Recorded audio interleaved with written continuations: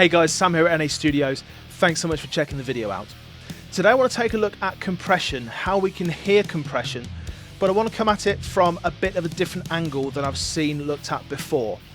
You'll find plenty of videos out there on YouTube and some really good videos on how to hear the difference between a compressed piece of audio and a not compressed piece of audio.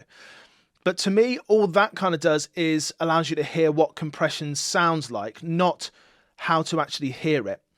So I'm going to show you an example here of how we can listen to the actual compression and not hear the rest of the audio, just hear what the compression itself is doing. And I'm going to come at it from a bit of a strange angle. Let's take a look. So here I've got an example of a drum mix. If I play it,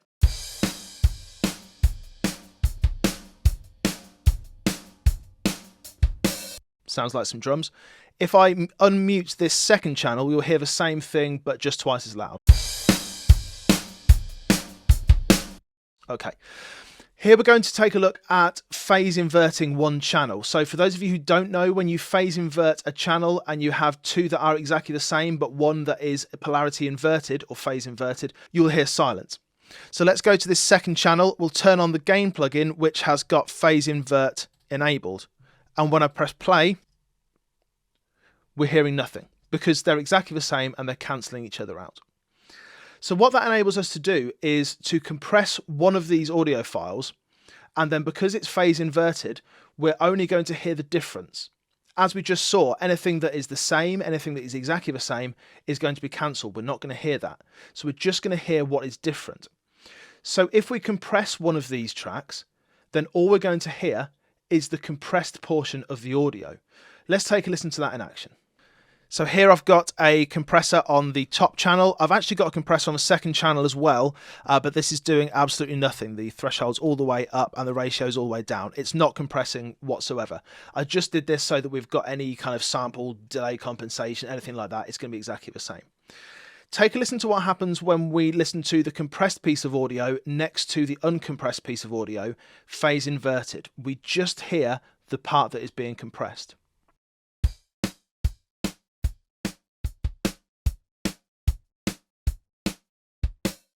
So that is just the compression. We're just hearing the transients that are being chopped off. So we're kind of hearing the compressor in reverse. We're not hearing the compressed audio, we're just hearing the bits that it's taken out, essentially, the bits that it's brought down. And this is a really interesting way of listening to it because it tells us so much about what a compressor can do. If you look at the controls here, I've got my threshold -20, my ratio at 5. Attack is all the way down, and release I'm going to bring all the way down as well. And we're just going to take a listen to what happens when we bring this attack control up.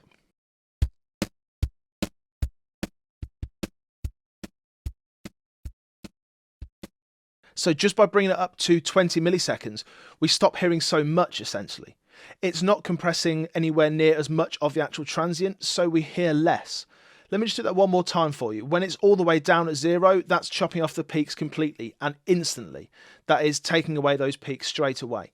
As I bring that attack control up slightly to 20 milliseconds, we're just hearing what the compressor is taking away from the signal. So we're not hearing those transients being chopped off quite as much. We're hearing exactly what the compressor is doing, but it's not taking that initial transient off. It's actually acting a little bit later. So as I bring it up,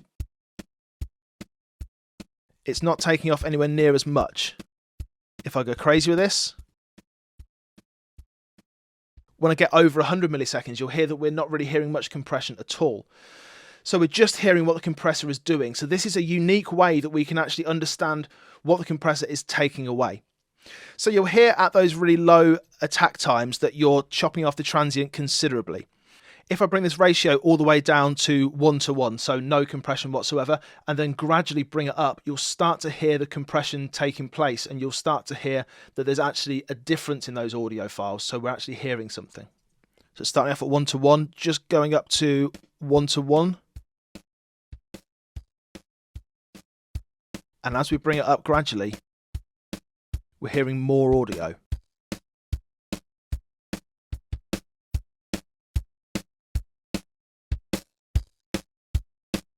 So up at 2 to 1, we're starting to hear quite a considerable amount of signal there. And that's because it's compressing far more than it was at 1 to 1. So this is an interesting way of looking at it. Let's go back to 5 to 1 and then take a look at our release control, because this is a really interesting one. So let's take this back up to 5 to 1. So we're getting a pretty healthy amount of compression there. And let's start bringing up this release control. And you're going to hear stuff after the compression has taken place. Let's check it out.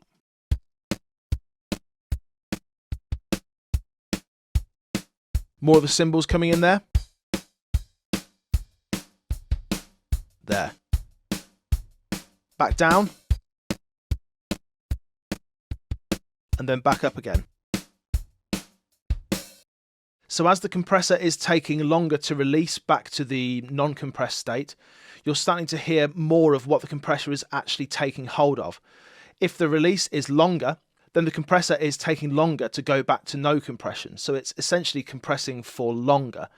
If we take that all the way up to the maximum, as you've probably guessed, we'll hear even more of the audio. And it actually sounds not far off what the original sounded like. So when I'm muting that second channel, I'm taking away that phase inverted version, so we're just hearing the original audio. So when we take the release all the way up, we're telling the compressor to clamp down for basically ages. In this instance, it's for 5 seconds, so it's a crazy amount of time. So what happens when we alter the threshold then? So the threshold being the point at which it starts compressing. If I take these controls back to 0, just so we can know exactly where we are. Let's start bringing this threshold down.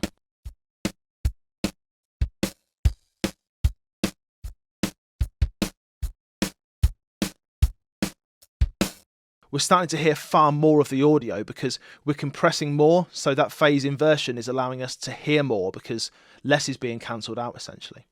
So why does this matter then? Well, let's take a listen to it in conjunction with some normal audio. So we're going to get rid of that phase inverted stuff for a moment and just try and listen to what the audio is doing, and then use this phase inversion as a bit of a gut check just to see if what we think we're hearing is actually what's going on. So I'll mute this second channel. Let's take these. I'm just going to press Alt and click these. It's going to take us back to some default settings. So let's go for 2 to 1 ratio, and if we bring the threshold all the way up, let's bring it down and let's hear when we think we're starting to hear that compression.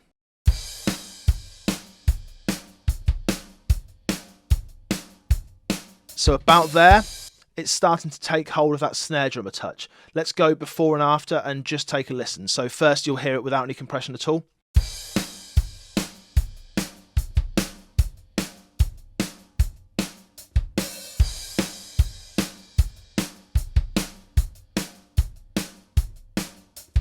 It's definitely just starting to shave off some of that transient of that snare drum. If we bring in the phase inverted version, we can hear if we're actually correct there, if it is at that point starting to shave off that snare.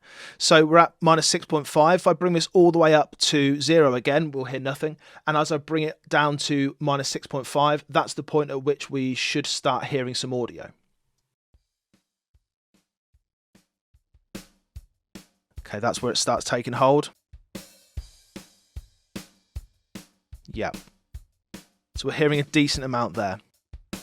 Incidentally, this is an 1176 emulation, so even if we're all the way up at 0, we're going to be hearing a little bit of something because it's got that kind of emulated distortion in it. So just because it's not exactly 0, it doesn't mean that it's incorrect. It's just that this emulation is applying a little bit of kind of coloration and distortion, which is making the two channels different.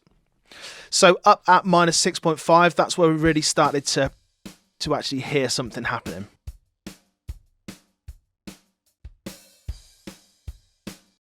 Well, let's get rid of that second channel again. And if we bring the release down to 0, or as close to 0 as we can get it, and have the attack up at 0, let's start to bring the attack up and hear when it starts to let go of that transient a little. So hear at what point it starts to let that snare kind of poke through. So we'll have that threshold on 6.5 again, and we'll just bring this up and hear when it kind of stops being as effective, stops being as compressy on that snare drum.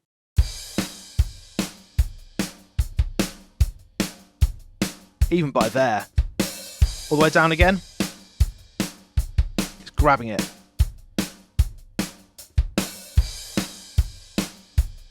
Even at 7 milliseconds, that's not grabbing it anywhere near as much. So if we then bring in the phase inverted signal, we will hear that this is not going to be compressing anywhere near as much as down at 0. So let's bring it down to 0 first, and then as we bring it up to 7 milliseconds, we'll hear it stop taking hold of it quite so much.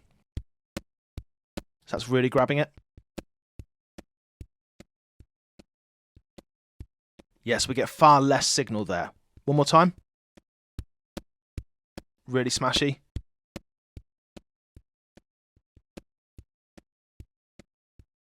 As we bring it up to that 7 milliseconds kind of range, that's the point at which we stop hearing quite so much compression.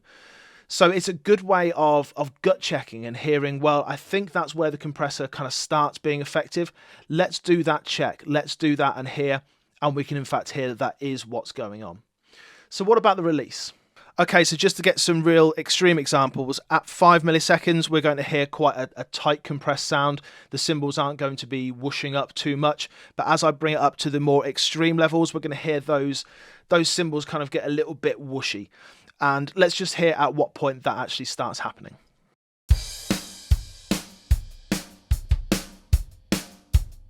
Okay. Around there, compared to much tighter.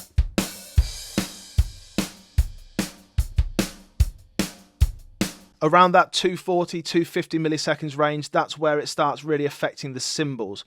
Remember that release is how long it takes for the compressor to go back to no compression. So if we're lengthening that release, then it's essentially compressing for longer or taking longer to not compress. So let's have a gut check then. Let's go back to the phase inverted version and see if that is in fact when it starts affecting the cymbals. So I'll bring that in. Let's take the release all the way down, and somewhere around this 200 mark, we should start hearing some cymbals.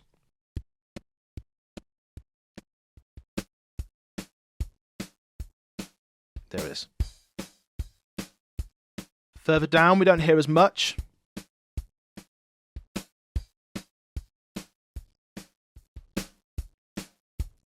Around 240. That's where we really start to hear those cymbals coming into the mix. So as it's phase inverted, that's kind of when it starts affecting the cymbals. So what about the ratio then? Let's alter the ratio and see exactly what effect it has on the audio. Because as we know, the ratio is how much compression is essentially taking place. If you've got the ratio at 4:1, it's essentially going to be twice as much compression as at 2:1. So let's take a listen to the phase inverted audio and see what difference it makes. So for this, I think we're going to bring the threshold down considerably so we can really hear a difference. Let's go crazy. Let's bring it all the way down. -30, and then let's bring up this ratio. I'm actually going to bring the attack down again just so we can hear exactly what's going on with the attack all the way down. Let's bring up this ratio, and as we bring the ratio up, we should hear more compression, so we should hear more signal.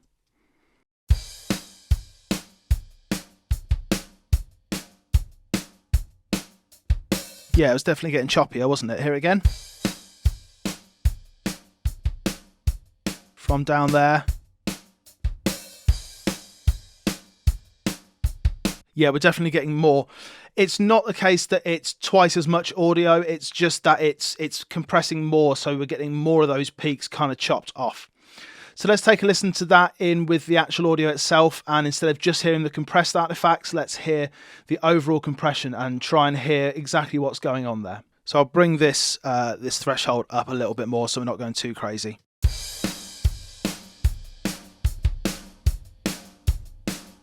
You can hear that grabbing hold of it, can't you? Bring it down to 1.2 to 1. That's really grabbing it. Let's bring that attack up so we're not quite compressing just that fast. Let's go again.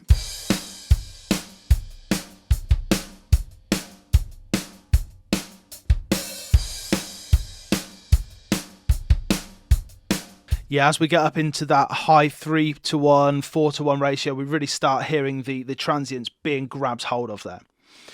So what can this teach us then? Well, when we are compressing, it's so important to be able to hear exactly what that compressor is doing. And actually knowing how to hear compression is incredibly important, but this is more of a gut check, so you can actually hear in reality what these compressors are doing, what they're taking away from the signal. And actually on this particular compressor in Logic, you've got all the different emulations. So if we go for something pretty drastic, let's go for the attack all the way down, release all the way down, and go for something compressing fairly heavily. As I cycle through these different compressor emulations, you're going to hear something different from each one. So starting out the Platinum Digital with some fairly gentle ratio and a 1.2 to 1, not compressing that much, but the threshold is down quite far. As I cycle through them, you're going to hear something quite different. So this is the Platinum one. This is meant to be kind of clean. Gets a bit more splatty. You can hear that's grabbing hold of it so much more.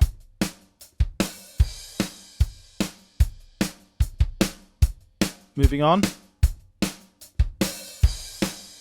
More splat, tighter, more splatty, tighter still, slightly different flavour,